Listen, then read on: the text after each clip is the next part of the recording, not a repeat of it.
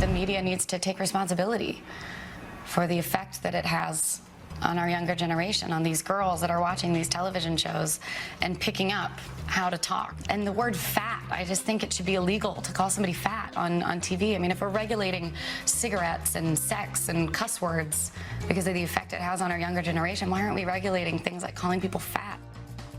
All right, so they're banning Phil Robertson's views from A&E. Now Jennifer Lawrence wants the word fat banned. Are we headed down a dangerous path here? Katherine Timpf joins us now from Washington, D.C. She's a reporter and columnist and commentator on issues. And Katherine, your quick thought on this. Look, the word fat can definitely hurt people, but should it be made illegal to say on television? Well, first of all, she was complaining about the show Fashion Police, and I highly doubt that any young girl develops her self-image based on what Joan Rivers says is cool.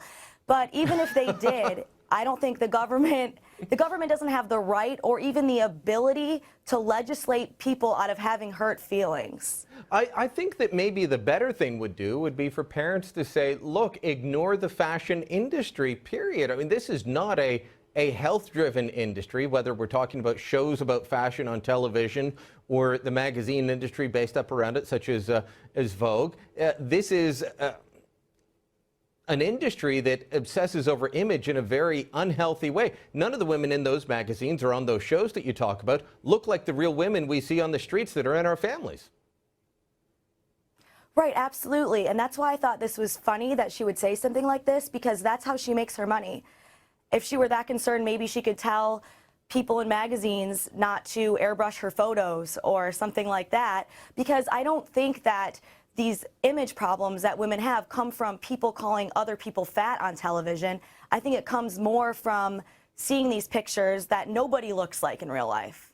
Well, there was just an incident, I believe, with Jennifer Lawrence being airbrushed, and they cinched in her waist. She's not a fat woman. Not by any normal standard. No. Maybe in Hollywood, where 110 pounds is considered overweight for a normal height woman. Right. Perhaps there. But they did airbrush her, and they shrank her waist, and they removed other parts, and they moved things around. This is just, it's the industry. I don't think it's necessarily the word. Exactly. And wanting to ban the word is just part of a trend of continually wanting to limit free speech. There are a lot of things out there that hurt people's feelings. But what are we going to do? Outlaw pretty much every show on television? American Idol and The Voice, they tell people they're bad singers. I'm tone deaf. Am I offended by that? Maybe. I don't know. Not really. But if I was, it doesn't mean it should be outlawed. Basically, what's going to happen is if this keeps going down this road, are the only shows we're going to have on television people just sitting around telling each other how pretty they are and how perfect they are, just so as not to offend anybody? We could go down that route. There is also the problem that a lot of the progressive politicians that want to have food bans or want to legislate how we can eat, I wouldn't call them fat on air because that would be mean, but they're not exactly the pictures of health. Making it illegal for me to use the word fat on television would prevent me from pointing out the obvious. Right.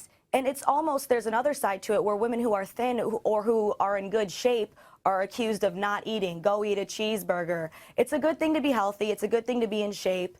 And people have all kinds of insecurities. It's not just about fat or skinny. It spans across all kinds of things. So if you're going to ban the word fat, I don't know what's next. We're going to be demonizing people who are healthy. It's just all signs point to we should not be limiting free speech any more than it's already limited. All right, you report for Campus Reform, among other places. You deal mainly with abuses, whether it's abuse of free speech, abuse of tax dollars, crazy things going on campuses. But as you do that, do you get the sense that the young women at universities, colleges and universities, are taking their fashion cues from Joan Rivers and therefore need to be protected? Absolutely not. I don't think that anybody looks to Joan Rivers. I don't even know anybody who watches that show. I think the impact that Fashion Police is having on our culture is very, very minimal, if at all. So I think that's not so much a concern. I think a bigger threat to our culture, all of these threats to free speech and free expression. Katherine, thanks so much for joining us. We'll chat soon, I hope.